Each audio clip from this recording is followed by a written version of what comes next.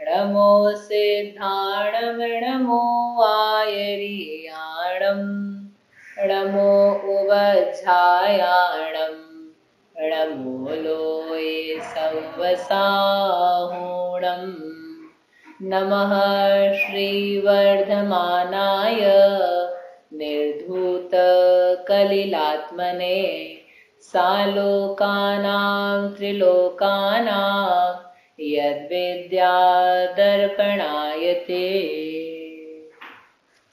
परम मांगलिक ग्रंथ है, श्री रत्नकरण जी शावकाचार्य है। इसके रचयिता आचार्य भगवान श्री समंत भद्र स्वामी हैं। इसमें सल्लेखना अधिकार में सल्लेखना का स्वरूप और किस प्रकार से धारण करके जीव अपने परिणाम संभाले उसकी यहाँ चर्चा अपन कर रहे हैं। तो इसमें अपन ने देखा था कि महाव्रतों को ग्रहण करके यह जीव अब अपना जितना शेष बचा हुआ जीवन है उसके साथ व्रतों की भावना के साथ बिताए। महाव्रत धारण ना कर सकता हो तो महाव्रतों की भावना करे, पूर्ण पापों के त्याग पूर्वक अपने जीवन को बिताने का विचार करे। और फिर अब ऐसा करते हुए किस प्रकार से समय बिताए, तो ये आचार्य महाराज ने कहा था कि इन चीजों को छोड़ करके और इनको ग्रहण करके मन को प्रसन्न रखें, अपने चित्त को प्रसन्न चित्त रखें। कैसे रखें, तो यहाँ पर 3 बातें दी है। श्लोक नंबर 126 का है, ये कल पढ़ा था, पढ़ता हूं फिर से। शोकम भयम अवसादम क्लेदम कालुष्यमरतिमपि हित्वा सत्वोत्साहमुदीर्यं च मनः प्रसाद्यं श्रुतैरमृतैः। पहली पंक्ति है, इसमें आचार्य ने कहा अंत में हित्वा, हित्वा यानी इनको छोड़ करके, इनको छोड़ करके, शोकम शोक को छोड़ करके। दूसरा था भयम, भयम यानी भय को छोड़ करके। फिर तीसरा दिया अवसादम, अवसाद को छोड़ करके। क्लेदम, क्लेद को छोड़े। और कालुष्यम, कालुष्यता को छोड़े। और इवन अरति, अरति को भी छोड़े। छोड़ करके फिर क्या करे वो दूसरी पंक्ति में। तो इन 5-6 चीजों के शब्द हैं, इनको थोड़ा सा विचार करते हैं कि क्या है, ताकि तभी समझ में आएगा तो छोड़ा जाएगा। शोक को छोड़े। शोक किस बात को कहते हैं?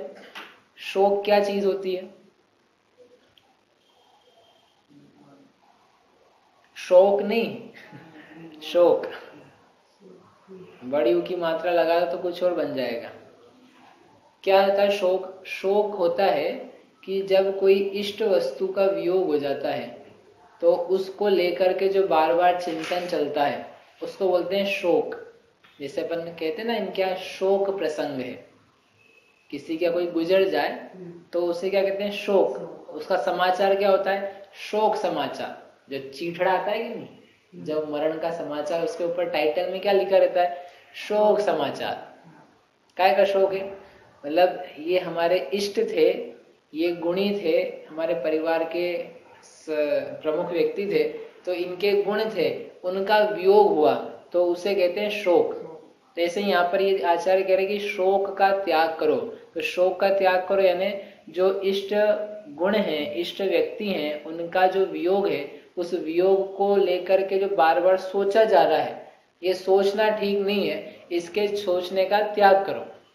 जैसे कोई व्यक्ति है, अभी तक जैन कुल, जैन धर्म आदि का पालन करता हुआ, अब सल्लेखना स्वीकार कर रहा है, स्वीकार करके समझ रहा है कि अब देह हमारी छूटेगी, तो वो सब स्वीकार कर लिया। लेकिन अब मन में कभी विचार आ जाए, अरे इतना बढ़िया कुल था, इतना अच्छा शरीर मिला, संगति मिली, धर्म मिला, परिवार मिला, अब ये सब पता नहीं मिलेगी नहीं मिले, इतना अच्छा था, इतना अच्छा था। तो ऐसा था करके क्या कर रहा है? वो शोक कर रहा है, शोक का परिणाम चल रहा है। तो आचार्य कह रहे हैं ये शोक का परिणाम योग्य नहीं है। अरे यदि तुम्हें वास्तव में ये बातें अच्छी लगी थी, जिन धर्म आदि, तो तुमने उसका पालन किया ना, तो उसके पालन के फल स्वरूप तुम्हें पुनः जिन धर्म की और जिन धर्म के पालने के अनुकूल साधनों की प्राप्ति होगी। तो जब हो जाएगी तो तुम इस बात का क्यों विचार कर रहे हो कि ये थी और अब मिलेगी कि नहीं मिलेगी? ये शोक करना तुम्हारा ठीक नहीं है। इनको संघ मिल गया, कोई मुनि महाराज हो, वो उनकी सल्लेखना समाधि हो रही हो, वो इस बात का शोक करने लगे इतने बढ़िया आचार्य थे, इनका संग हमारे से छूट रहा है, ये सब मुनियों का साथ हमसे छूट रहा है, ये ठीक नहीं है, अच्छा नहीं है। इस प्रकार का शोक का जो दुख का भाव है वह आचार्य कहते हैं कि ये छोड़ने लायक है, इसमें कुछ भी अच्छी बात नहीं है, ये शोक अच्छा भाव नहीं है। यद्यपि आप अच्छी बातों के लिए सोच रहे हो, हम बुरी का तो बता ही नहीं रहे कि ये परिवार छूट रहा है, घर छूट रहा है, ये मेरा लड़का छूट रहा है, ऐसा होने लग जाए तो ये तो और संक्लेश परिणाम है, ये कलुषता के अंतर्गत लेंगे। लेकिन जो इष्ट वस्तुओं का समागम है वह छूटने का जो वियोग का भाव आता है, तो उस वियोग के भाव में चिंतन चलता है गुणों का कि ये अच्छे इसमें क्या क्या गुण थे, उसको कहते हैं शोक। तो कह रहे हैं शोक को छोड़ो, शोक करना योग्य नहीं है। शोक कोई व्यक्ति अपना करता है कि दूसरों को देख देख के करता है? दूसरों को देख के करेगा ना, ये व्यक्ति मुझसे छूट रहा है, ये व्यक्ति मुझसे छूट रहा है, तो कह रहे ये व्यक्ति तो तुमसे वैसे भी छूटे हुए ही थे, और तुम तो जानने वाले, तो तुम इनसे अच्छे उत्तम स्थान पे भी जा सकते हो, उत्तम स्थान पे जाओगे। यहाँ तो भगवान साक्षात मौजूद भी नहीं है, उस स्थान पे जाओगे जहां पर भगवान साक्षात मौजूद मिल जाएंगे। कैसे मिल जाएंगे साक्षात? मोक्ष में नहीं, मोक्ष छोड़ना जा रहा है, दूसरा जो क्षेत्र है विदेह इत्यादि, वहां पर साक्षात श्रीमंदिर आदि परमात्मा मौजूद हैं, तो वहां पर तुम उनको देख पाओगे। इसलिए यहाँ की चीजों को देख देख करके दुखी मत हो, शोक रूप परिणाम नहीं लाओ, एक बात। दूसरा फिर उन्होंने कहा भयम, भय को छोड़ो। भय क्या है? भय यानी डरता है। क्या डरता है? कि तृषा की, भूख की, प्यास की, ठंडी गर्मी आदि की वेदनाएं हैं, उन वेदनाओं से भय खाता है। भूख में क्या करूंगा, प्यास में क्या करूंगा, कोई देखने आएगा कि नहीं, मेरे को उठते नहीं बनी तो क्या होगा, मल मूत्र का त्याग कैसे होगा, इससे इन बातों को ले करके जीव भय करता है, दर्द करता है। तो कहे भय को त्याग करो, और ये भय तो सामान्य है। इसके अलावा अब मेरा क्या होगा, मैं कहाँ जाऊंगा, अभी बाकी के दिन कैसे निकलेंगे, मरण अचानक तो नहीं आ जाएगा कि कोई ना कोई मेरे पास रहेगा, मेरी बातें खुल तो नहीं जाएगी, मैंने आचार्य से कही है, वो बता तो नहीं देंगे सबको। ऐसे करके अनेक प्रकार के मन के विकल्प आ सकते हैं। तो कह रहे मन के जो भय रूप विकल्प हैं इनको छोड़ दो। क्यों छोड़ दो? क्योंकि तुम इस देह से संबंधित ही विकल्प उठा रहे हो। मेरा क्या होगा, घर वालों का क्या होगा, पड़ोसियों का क्या होगा, धन का क्या होगा, मेरी बातों का जो मैंने बताई उनका क्या होगा। तो ये सब तो देह से संबंधित है ना, तो देह ही छूट रही है, तो इन बातों को सोच करके भयभीत क्यों होते हो? तुम्हें तो जाना है यहाँ से, जहां से अपने को निकल के ही जाले जाना है, तो वहां के विषयों को लेकर के भयभीत होने से क्या सिद्धि है? भूख प्यास की जो वेदनाएं हैं इनसे भी भयभीत मत हो। क्यों भयभीत मत हो? क्योंकि जितनी भूख प्यास की वेदना आएगी उससे कहीं गुना वेदना तुम पहले बहुत बार परवश होकर के पराधीनता में सहन कर चुके हो। ये वेदनाएं तो कुछ भी नहीं है। भूख लगेगी, क्या करें फिर? देह छूटने वाली होगी, उस समय भूख लग सकती है कि नहीं? लग सकती है। प्यास लग सकती है, गर्मी सर्दी सब हो सकती है। तो उसका क्या करें कि वो तो इस देह का नेचर ही है, इस देह में वो सब होता रहता है। लेकिन जितनी वेदना आ रही है वह वेदना उतनी नहीं है जितनी हम पूर्व भवों में सहन कर चुके हैं। नरक की वेदनाओं के आगे, तिर्यंच गति की वेदनाओं के आगे, कटने छिलने भिड़ने इत्यादि वेदनाओं के आगे वो क्या है? ना के बराबर। इसलिए ये वेदना मेरे से सहन नहीं होगी ऐसा मत सोचो, वो आएंगी ही ऐसा भी नहीं है।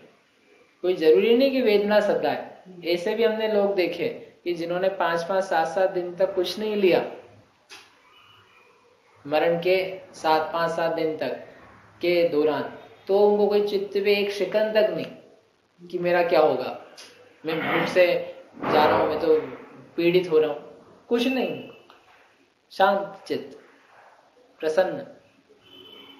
ये होती साधना। ये अभी अपन इसलिए समझ रहे हैं कि क्या है, लोग तो घर के आते हैं और आकर के क्या खिलाया इनको, क्या पिलाया इनको, 2 दिन से कुछ नहीं लिया, ऐसे कैसे चलेगा?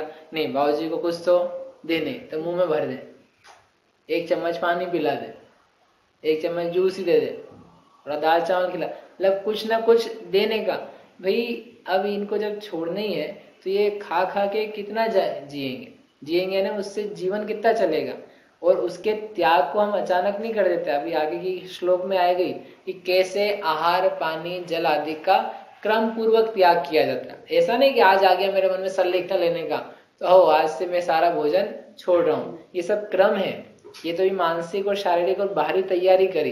अब आहार संबंधी तैयारी के लिए आगे के श्लोक में कहेंगे कि कैसे उसको ग्रेजुअली करना, कैसे धीरे धीरे कम किया जाता है, शरीर का मल वगैरह कैसे बाहर निकाला जाता है जिससे शारीरिक वेदना ना होवे। ठीक है, वो बड़ी व्यवस्था है इसमें। तो तुम जो भय कर रहे हो वो भय मत करो, अथवा किसी को मतलब समझ में शारीरिक वेदना का भय वो नहीं करो। अथवा तुम्हें इस बात का भय हो कदाचित कि ये घर वालों का क्या होगा, धन का क्या होगा, पुत्र का क्या होगा, राज्य का क्या होगा, मेरी दुकान का क्या होगा। ये सारे जो तुम्हारे विकल्प हैं भय के कि इनका कुछ बिगड़ तो नहीं जाएगा, तो तुम इस बात का विचार करो कि तुम्हारे अनुसार चलता है कि इनके कर्मों के अनुसार चलता है। अपने घर में अपन एक बच्चे का पालन पोषण करते हैं तो अपन करते हैं ना कि उसका कर्म करता है। अपने घर में 2 बच्चे हैं, एक लड़का एक लड़की, और अपन उसको पालते हैं, है ना। अपन पालते हैं कि वो स्वयं अपने भाग्य से पलता है, नहीं तो लाते तो हम ही हैं। तो ये उसका भाग्य ही है कि उसके निमित्त से आप लेकर के आते हो, उसका भाग्य ही है। ये उसका भाग्य नहीं होता तो आप दे सकते हो उसको। किसी के भाग्य से अधिक क्या उसको प्राप्त हो सकता है? नहीं हो रहा है ना, यानी उसको उतना ही प्राप्त हो रहा है जितना उसका भाग्य है। तो जब उसको अपने भाग्य के अनुसार मिल रहा है तो उसमें तो हम एक बाहरी कारण मात्र है।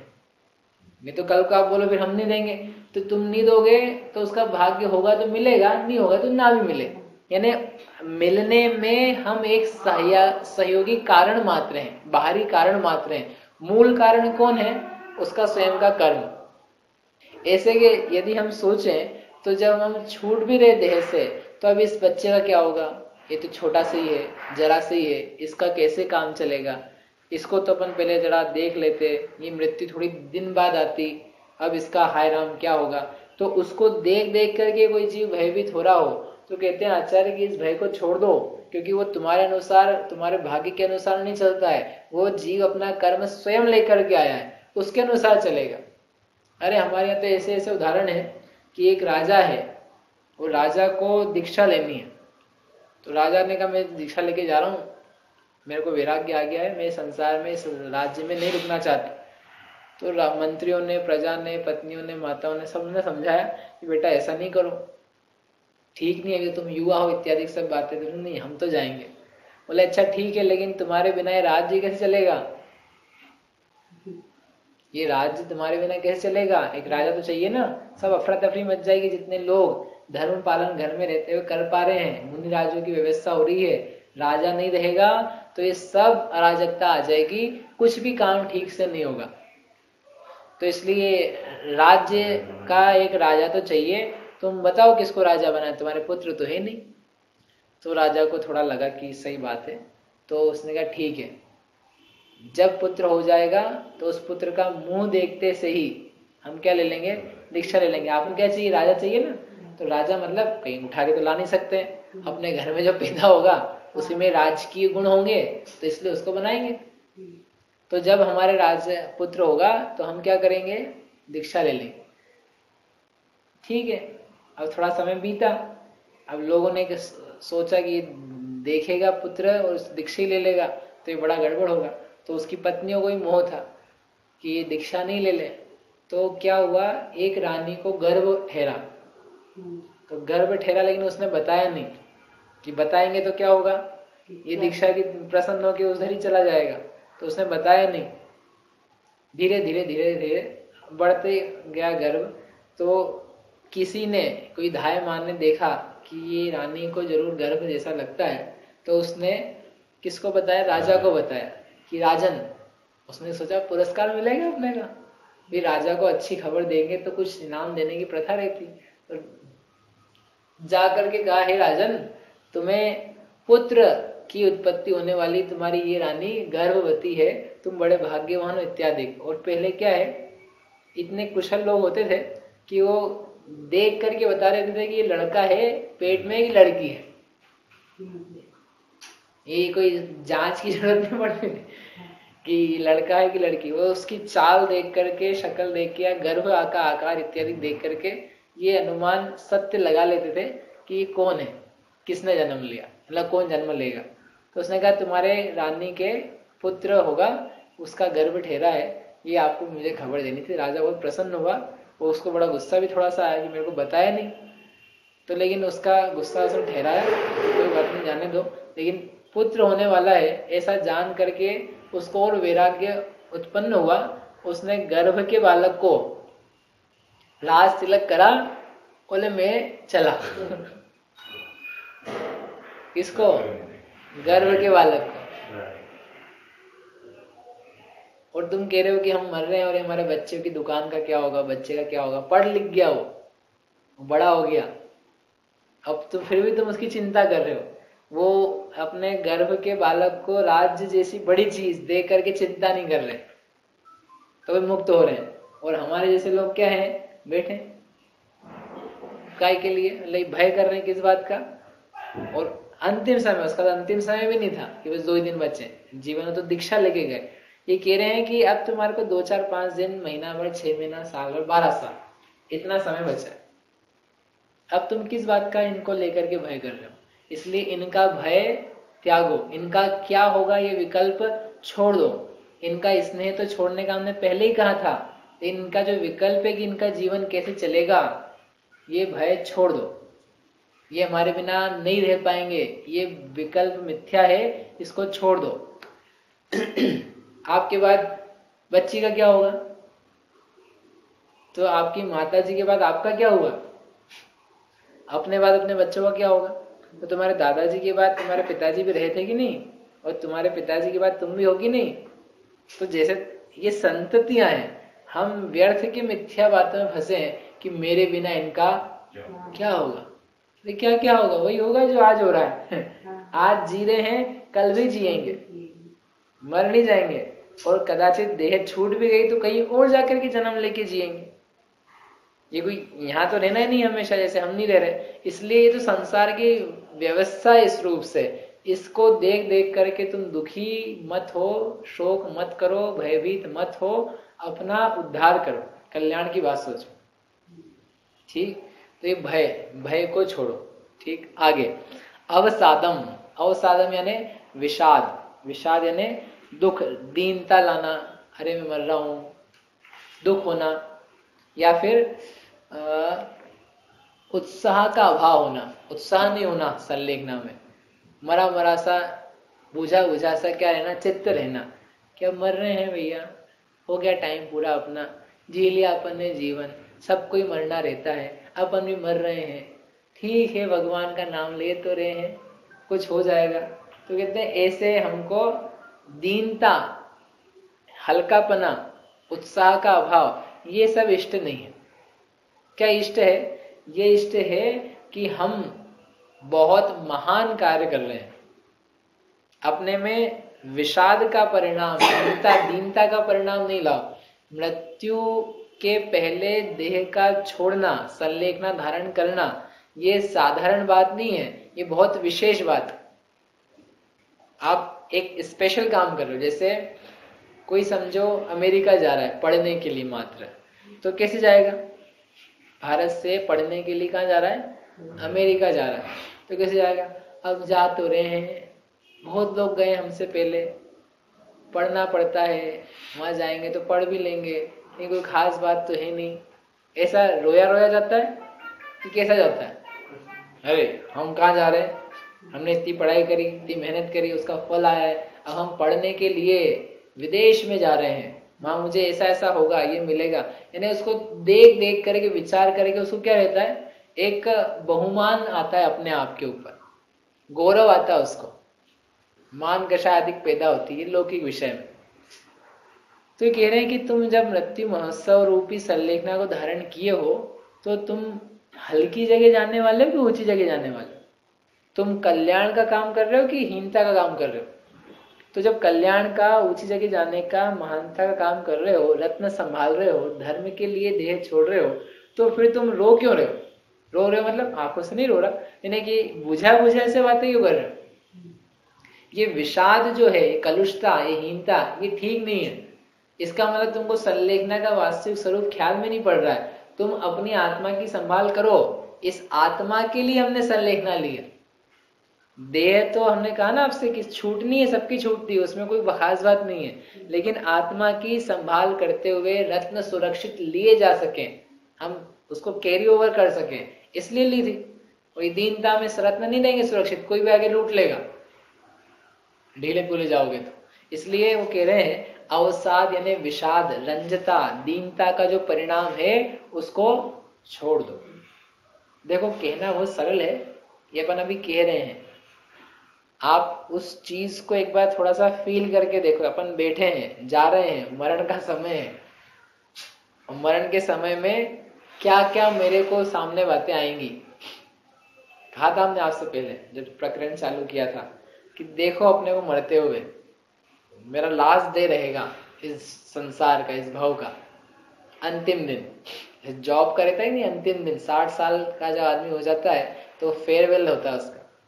तो फेयरवेल जब होता है तो उसको पहले नहीं पता होता कि कैसा हुआ, लेकिन आप अभी जॉब ज्वाइन किए हो, सोचो 30 साल बाद तुम्हारा फेयरवेल होगा, कैसा होगा वो, कैसा लगेगा तुमको? जिस कंपनी को तुमने बनाया है उस कंपनी से भी तुमको छूटना पड़ेगा एक दिन, जिसको तुमने हाथ से इतना छोटे से बड़ा किया, कैसा लगेगा? छोड़ नहीं पाता आदमी। बिल गेट्स है ना, बिल गेट्स ने कंपनी छोड़ी अपनी, उसने बनाई कंपनी माइक्रोसॉफ्ट, और काफी अमेजिंगली उसने वो कंपनी छोड़ दी इतने साल बाद। कंपनी अभी भी है। वो हिम्मत चाहिए ऐसे काम की। जिस चीज को आप बनाओ उसको बड़ा करो और वो सक्सेसफुल हो और उसको छोड़ दे, ये सरल नहीं है, आसान नहीं। विजन हो आपके दिमाग में भविष्य का तो आप कुछ कर सकते हो ऐसा काम, नहीं तो नहीं कर सकते। तो वो देखो उस लाइफ, उस दिन को अभी वेट करके कि वो दिन कैसा होगा, कब का, जब हम इस देह को छोड़ने वाले होंगे। तो ये सब बातें आएंगी तब काम आएगा, लेकिन अभी से विचार करेंगे तो आएगा काम। भय नहीं करना, और भय तब नहीं करना तो भय ने अभी से नहीं करना। विषाद नहीं करना, खेद नहीं करना, अपने आप को हीन नहीं समझना, उत्साह रखना अपने आप। किस बात को लेके? मैं जीव हूं, मुझ में ज्ञान है, मुझ में समझने की, ग्रहण करने की शक्ति है, मैं आनंद को प्राप्त कर सकता हूं, मैं आनंद स्वरूपी हूं, ऐसा देख करके अपने में उत्साह बढ़ाना। हम हल्के लोग नहीं हैं, हम जीव तत्व हैं। हम कौन है? जीव तत्व। अरे ये देखो अचेतन, ये दीवार, ये बोर्ड, ये पेन पेंसिल, ये बेचारे कितने हल्के हैं, कुछ खबर नहीं, कुछ जानते नहीं, इनको हम जानते हैं। कौन ज्यादा महत्वपूर्ण है, हम की है?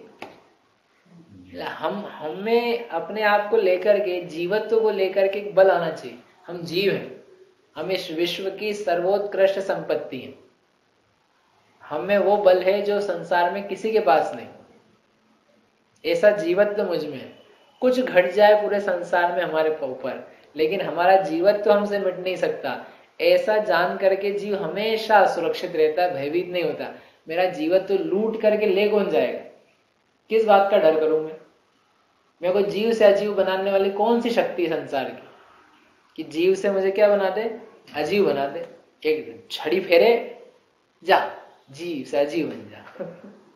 ऐसा कोई कर सकता है? लेकिन हमको जीवत्व के बारे में बहुमान नहीं। अपने को तो क्या धन पने का, हमारे सेठ पने का बहुमान। हम मकान के मालिक, दुकान के मालिक, शरीर के मालिक, रूप के मालिक, बुद्धि के मालिक, कि कहाँ के मालिक बन बैठे दूसरों के। सब दूसरी चीजें बताई। जीवत्व के मालिक बोलो ना एक बार। मैं अपने जीव स्वभाव का मालिक हूं, स्वामी हूं, प्रभु हूं, शक्तिमान हूं। तो ये नहीं आए, ये क्लेद विषाद हमेशा नहीं है। धन है चाहे नहीं है, घर है चाहे नहीं है, सड़क पे खड़ा हूं, सड़क पे भी मैं जीव हूं और घर के भीतर भी जीव ही हूं। कोठी हो बड़ी तो भी जीव हूं और शमशान हो झोपड़ हो तो भी जीव ही हूं। हम यहाँ बैठे आप वहां बैठे, क्या अंतर है? आप भी जीव वहां पे और हम भी यही जीव, हम वहां बैठ जाए तब भी जीव ही रहेंगे कि जीव से अजीब हो जाएंगे। तो देखो ना इस चीज को, इसको वैल्यू क्यों नहीं देते? अपने जीवत्व को गिनते क्यों नहीं, इतनी बड़ी संपत्ति को? तो ऐसा जान करके क्या करना भाई? अवसाद विषाद को छोड़ देना, ऐसा आचार्य उपदेश कह रहे। और क्लेदम, क्लेद को छोड़ना। क्लेद क्या होता है?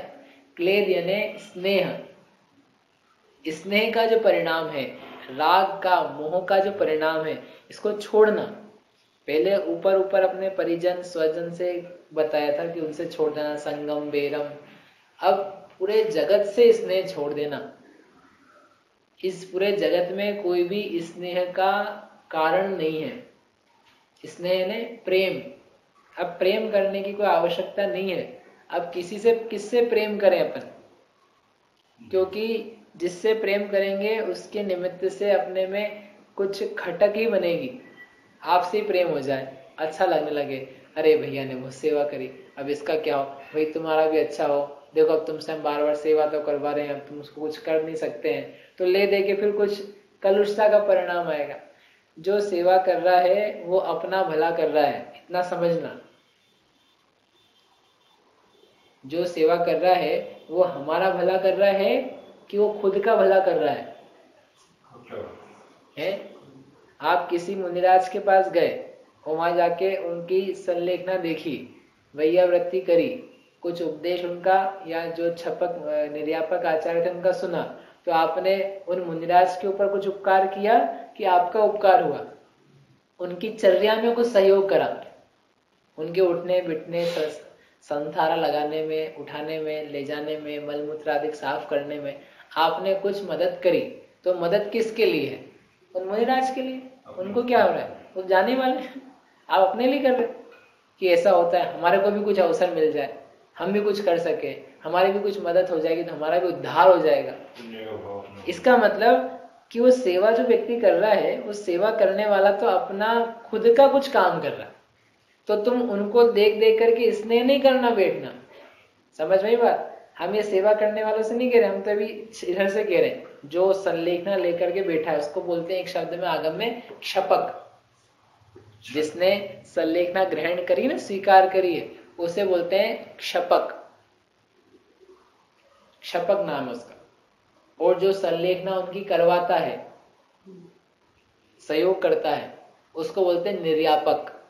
उसके अनुसार फिर सारी व्यवस्थाएं बनाई जाती है कि भाई ऐसा इसको ये पदार्थ देना, यहाँ बिठाना, ये पाठ सुनाना, किससे मिलने देना, किससे नहीं मिलने देना, ये सब जो व्यवस्था निर्देश देता है और उसको संबोधन आदि देता है मुख्य रूप से, उनको बोलते हैं निर्यापक आचार्य। यदि आचार्य हैं तो, अन्यथा सामान्य में निर्यापक। ये इसके शब्द हैं संलेखना से संबंधित। तो क्या रहता है, जो छपक है ना, तो छपक आप बने हो तो आप ये नहीं सोचो कि ये सेवा कर रहे हैं, हमको कुछ दे नहीं पा रहे हैं, हम इनका कुछ उपकार नहीं कर पा रहे हैं, ये इतने दिन से लगे हुए हैं, इनको क्या मिल रहा है।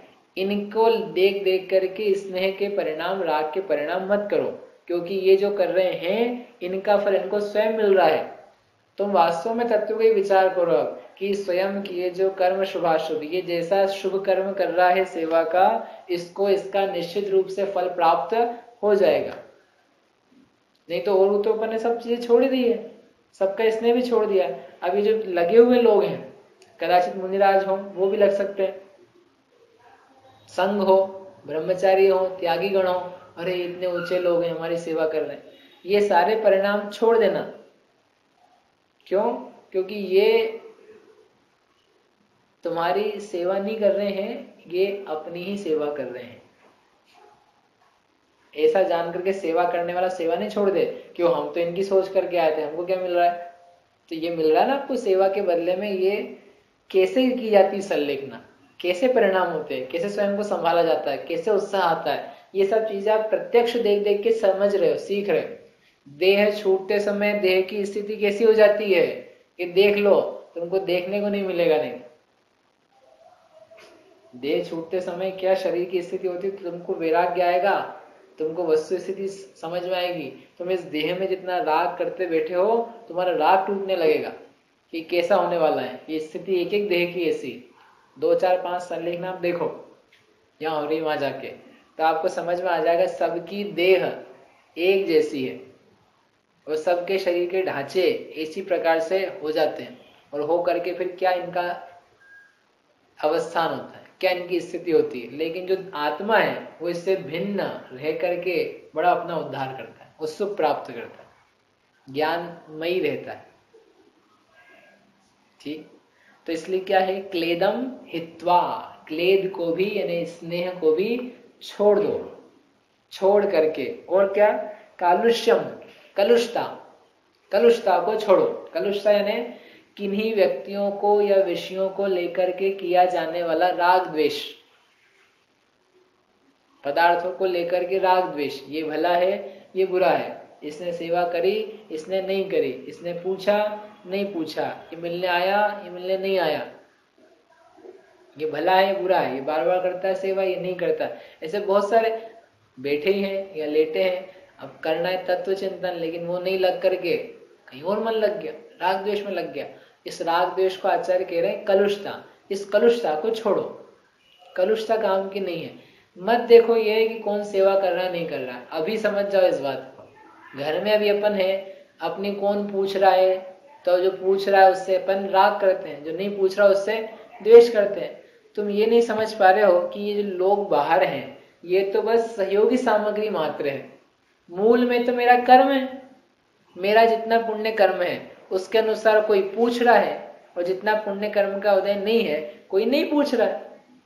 अपन उसको जवाबदार नहीं ठहराते हैं कभी। किसको जवाबदार ठहराते हैं? सामने वाले को। ये पूछ रहा ना मेरा लड़का ये अच्छा है, ये मेरा भाई मेरे को पूछ नहीं रहा है ये बुरा है। जबकि स्थिति क्या है? स्थिति क्या है? हमारा कर्म उदय में ऐसा है कि जिसके कारण से लड़का बात सुन रहा है अभी और ये बात नहीं सुन रहा है। तुम्हारा उत्तम पुण्य होता तो लड़का भी सुनता, बेटा भी सुन लेता, नहीं सुन रहा है। और नहीं सुन रहा है तो अच्छा ही है, कम से कम तुमको उसके प्रति मोह का परिणाम नहीं पैदा हो रहा है। जो तुम्हारी जितनी सुन रहा है उसके कारण से तुमको उसमें क्या भाव आ रहा है? क्या भाव आ रहा है? अच्छा एक बात बताओ, आपका लड़का भी है मान लो और भाई भी है, लड़का सुनता है भाई नहीं सुनता है, तो आप दिन भर काम काज किसके लिए करोगे? भाई के लिए कि लड़के के लिए? भाई के लिए क्यों नहीं करोगे? वो भी तो सगा है। नहीं वो मेरे सुनता नहीं है, यानी तुम्हारा जो दिन भर जा रहा है वो किसके लिए जा रहा है? उस लड़के के लिए। और समझो लड़का नहीं सुनता हो भाई सुनता हो, उल्टा कर लो उदाहरण। अब किसके लिए आप काम कर रहे हो? किसके लिए हेल्प ज्यादा करोगे? भाई के लिए। क्यों? भाई सुन रहा है, ये अच्छा है मेरे लिए, अनुकूल है, मेरी बात मानता है, जैसा मैं कहता हूँ वैसे ही करता है, मेरे से बहुत स्नेह रखता है। यानी जो तुम्हारे अनुकूल पड़ रहा है तो तुम उसके चक्कर में आकर के और अपना समय देने को तैयार। तो जो अनुकूल चल रहा है तो उसने तो अपना समय और खा लिया ना, और जो प्रतिकूल चला तो कम से कम उसके प्रति अपन कुछ कर तो नहीं रहे, समय तो नहीं जा रहा है, तो एक प्रकार से अच्छा है ना। लेकिन ऐसा पसंद आता जीव को नहीं है, वो कलुषता धारण करता है, राग द्वेषी राग द्वेष किया करता, ये भला है ये बुरा है, भला है बुरा है, भला बुरा। तो ये कह रहे हैं भला बुरा नहीं करो, वस्तु स्वरूप का विचार करो तो तुम्हें समझ में आएगा कोई भी भला या बुरा नहीं है। क्या बोला? कोई भी भला या बुरा नहीं है। इस पूरे विश्व में मेरी आत्मा के लिए कोई भी भला या कोई भी बुरा वास्तव में नहीं है। ना मेरा कोई इष्ट है ना मेरा कोई अनिष्ट है, और जो मैं मान रहा हूं सोच रहा हूं वो मेरा मानना सोचना ठीक नहीं है, वो अज्ञान से भरा हुआ है, और उस अज्ञान के कारण से मुझे दुख है, ना कि लोगों के कारण से दुख है। ये रोज सोचो मंत्र, कोई भी जगत में भला बुरा नहीं है। जिसको मैं भला बुरा मानता हूं मेरा ज्ञान से मानता हूं, और वो अज्ञान दुखद है। ऐसा समझ में आ जाए तो हम लोगों को ठीक नहीं करना चाहेंगे, हम वस्तुओं को ठीक नहीं करना चाहेंगे, हम अपने अज्ञान को ठीक करना चाहेंगे। हम सही जगह इलाज करें, और नहीं तो हम इलाज गलत जगह करते रहेंगे और सोचेंगे हम दुखी हो रहे हैं, इतना तो मेहनत कर रहे फिर भी दुखी, दुखी के दुखी। तुम इलाज ही गलत जगह कर रहे हो। आँख में दर्द है बाई और तुम इलाज कर रहे दाई में, करते रहो, नहीं होगा। ठीक है, ऐसा जानेंगे तो कह रहे हैं ऐसी कलुषता को अब वो तब छोड़ने के लिए कह रहे हैं, लेकिन जब तक ये तत्व का विचार करके सम्यक निर्णय नहीं बनाए तो ये कहने से नहीं होगा। क्योंकि वहां तो हम आगे कहेंगे आपसे एंड में, हाँ जीवन के अंत में, बहन जी राग द्वेष छोड़ो, किसी को भला बुरा मत समझो। अब बहन जी कह रही ऐसे कैसे नहीं समझे, लड़की तो मेरी है। अरे ये कोई बात है, घर अपना नहीं है, ऐसे कैसे नहीं, हमारे ही, हमने खरीदा, रजिस्ट्री हमारे नाम। अब तुमको कौन समझा उस टाइम पे भी कि ये सब, ये इतनी बातें वहां थोड़ा समझा सकते हैं, ये तो अभी समझने की है। इसलिए संलेखना एंड में नहीं पढ़ाई जाती, ये तो जीवन में पढ़ा दी जाती। दिन रात मेरे स्वामी भावना में भाऊं, देहांत के समय में तुमको न भूल जाऊं। ठीक है, समय हो गया, अभी ज्यादा ही हो गया, समझना है इसको। अंत में एक और चीज कही छोड़ने के लिए, अरति। अरति का जो परिणाम है अप्रसन्नता। दुखी मत हो, प्रसन्न हो। ये दुख का समय नहीं है, प्रसन्नता का है। आए थे तब दुखी हुए थे, जा रहे हो तो प्रसन्न हो। रोते रोते आए थे, हंसते हुए तो जाओ, इसलिए प्रसन्न हो। तुम्हारे लिए दुखी होने का कोई कारण ही नहीं है, तुम्हारे साथ में तो धर्म है, और जिसके साथ में धर्म है वो दुखी किस लिए हो। धर्म हमारा नाथ, हमारे सिर पे धर्म है, स्वामी साथ में खड़ा है, फिर काय के लिए दुखी हो। इसलिए इन सब बातों को हित्वा, हित्वा ने छोड़ो। तो हम क्या ग्रहण करें, किसके बल से रहे, तो दूसरी पंक्ति में आचार्य ने बल दिया कि सब छोड़ने की बातें कर रहे महाराज कब से, कुछ देव भी तो सही हमको जिससे जीवन चले, तो बोले देते हैं। तो आगे की पंक्ति में उन्होंने जीवन में क्या करें अब वो बताया, कल करें।